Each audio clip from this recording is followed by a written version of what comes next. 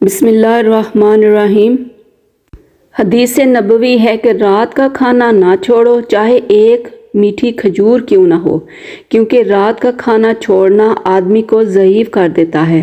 خوف سے تنہائی میں رونے کے سوا کوئی بھی چیز اللہ کی ناراضگی کو نہیں مٹا سکتی، اور اللہ اس شخص کو آباد رکھتا ہے جو حدیث نبوی صلی اللہ علیہ وآلہ وسلم کر دوسروں کو پہنچائے۔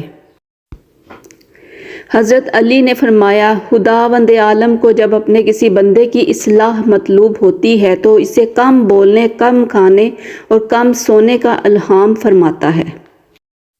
نبی کریم صلی اللہ علیہ وآلہ وسلم نے فرمایا ہے، بے شک اللہ تعالیٰ اور اس کے فرشتے آسمانوں اور زمینوں کی تمام مخلوق حتیٰ کہ چیونٹیاں اپنی بلوں میں، مچھلیاں سمندر کے پانیوں میں اس شخص کے لیے دعا مانگتی ہیں جو لوگوں کو دین کی تعلیم دیتا ہے۔